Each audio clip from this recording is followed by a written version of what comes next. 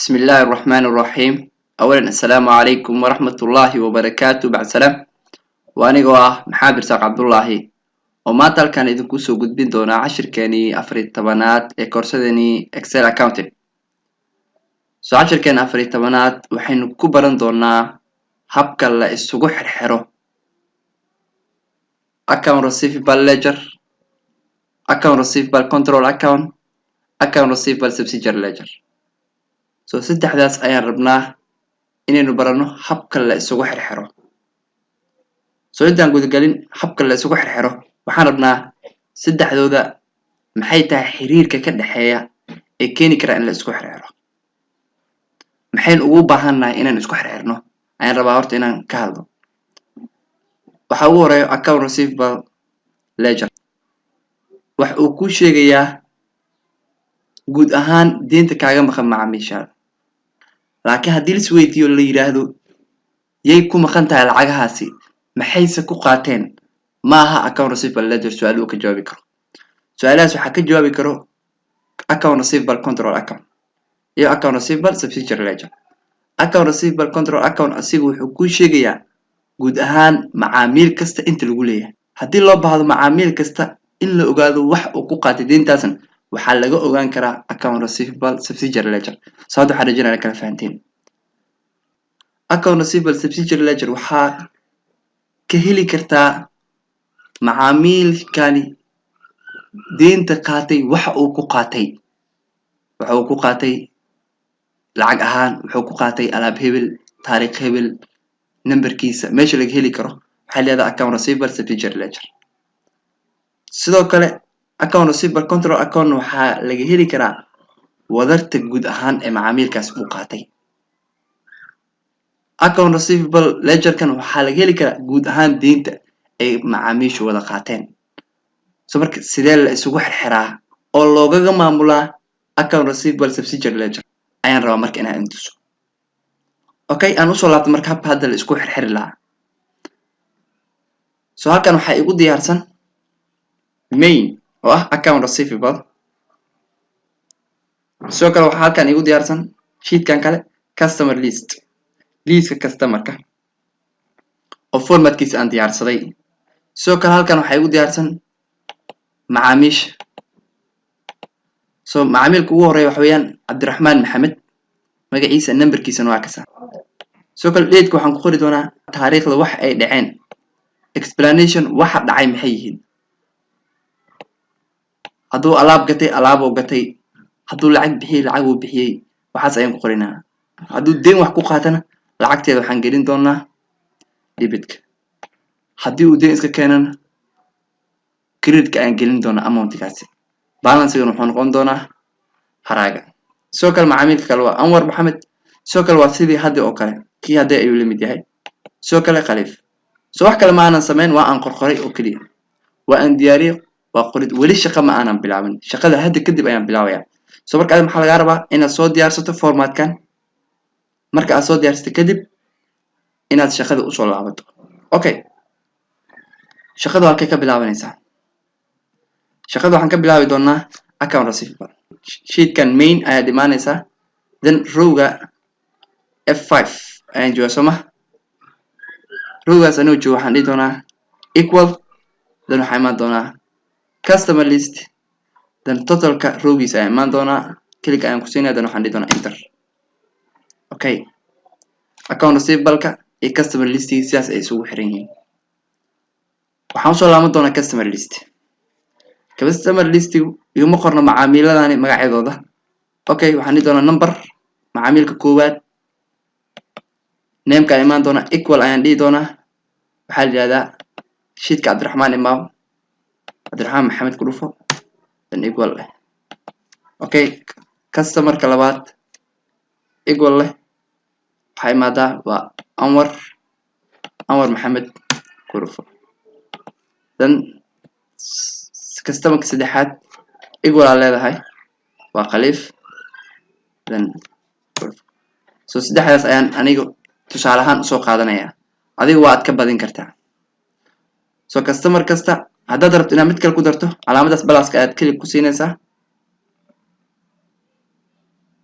soo jeeda gadaal kaga soo darsoomeen soo daarta soo jeedaysa hore keensanay oo jeeda sama okay so marka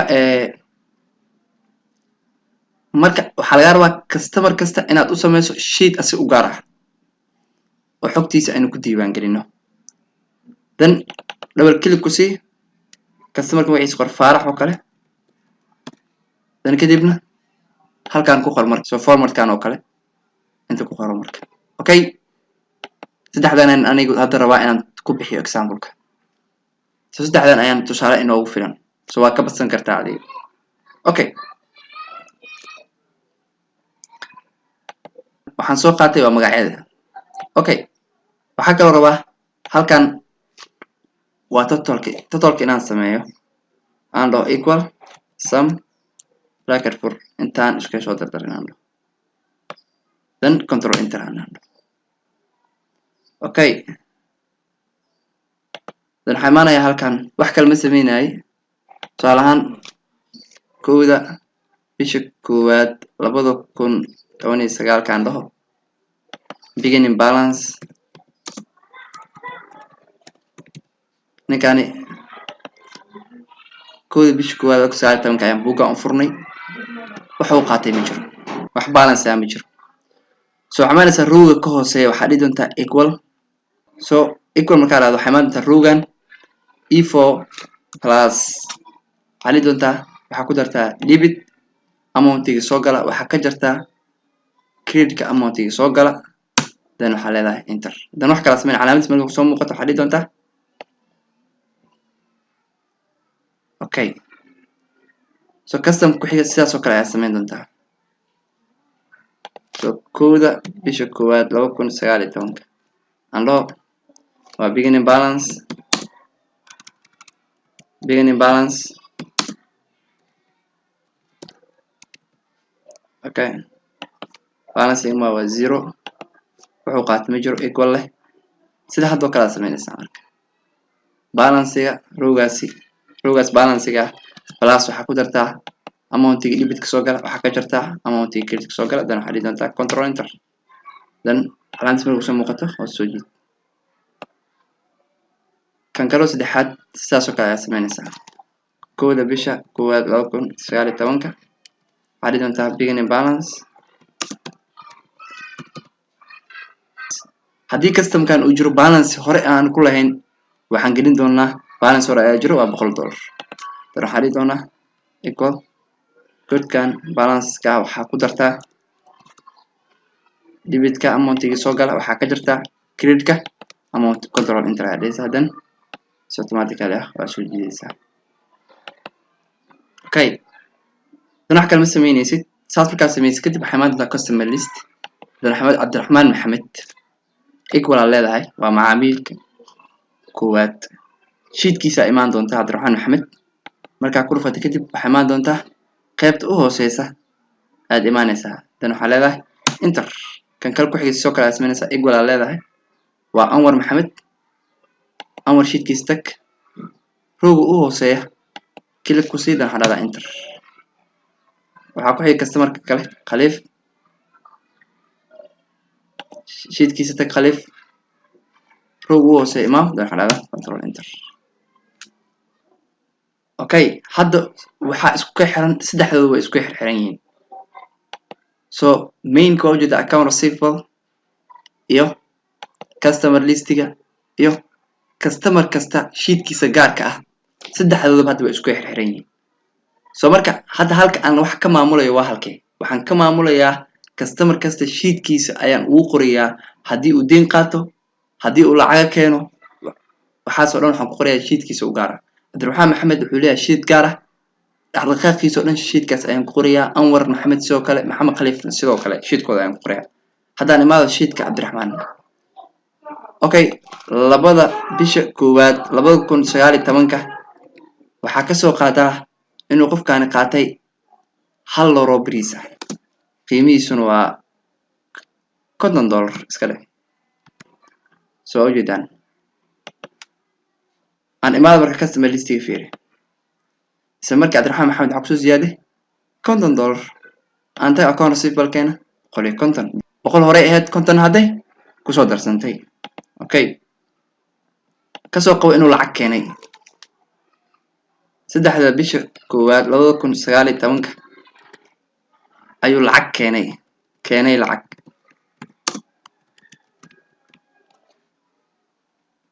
lacagta uu keenay waa mise $30 ayuu keenay.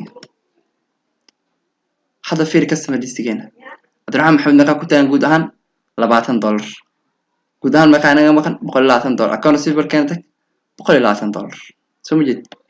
so customer kale saas oo kale u gelin kartaa. Anwar Maxamed fiir so Anwar customer listigiisa hadda imaadid waa 0. okay Anwar ayaan waxaan rabaa inaan lacag cash ah diimiyo.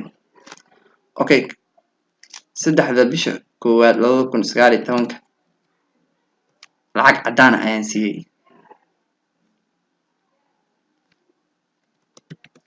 lacag cadaan ah oo ah $200 ayaan siiyay. okay customer listing ma Anwar meeqa aan ku leenahay $200. so total deynta anaga maqan waa mise 320 account receiver kan tag 320 so sidaas isugu xirxiran yihiin. so marka aad u fududaan u maleynaa in la isugu xirxiro. marka aad isku xirxirto kadibna halka aad wax ka maamulayso waxay noqon doonaan customer kasta sheetkiisa gaarka. tusaalahaan Cabdiraxmaan wuxuu leeyahay sheet gaar ah waa sheetkan. Anwar soo kale sheet gaar ayuu leeyahay waa kan. Maxamed Khaliif soo kale. Faarax oo hadda aan ku soo darnay haddaad rabtid mid kale waa ku soo dari kartaa. so halkan aad ka maamulanaysaa. so kuwan adiga customer listiga iyo mainka shaqo kuma lihid. okay horaan kuugu sheegay marka hadda waxaan rajeynayaa wixii haddii aan kuu sheegayna hadda si fiican u fahantay. so mainka ama account receivable waxaa ku qormi doonta guud ahaan deynta macaamiishaada kaaga maqan.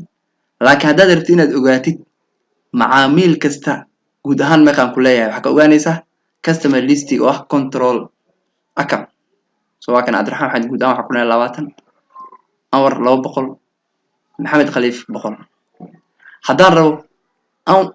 haddaan rabo inaan ogaado Cabdiraxmaan Maxamed $20 muxuu ku qaatay waxaan tagayaa sheetkiisa isla markii waa ogaanayaa. marka Cabdiraxmaan Maxamed wuxuu qaatay bariis $50 ah wuxuu iska keenay $30 waxaa ku yiri $20.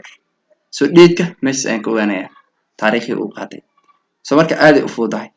waxaan rabaa sidoo kale inaan inta soo wax yiraahdo sida link ugu sameyn karnaa. waxaan rabaa anoo customer listiga jooga inaan link u sameeyo customeradan. tusaalahaan Cabdiraxmaan Maxamed waxaan rabaa inaan link u sameeyo.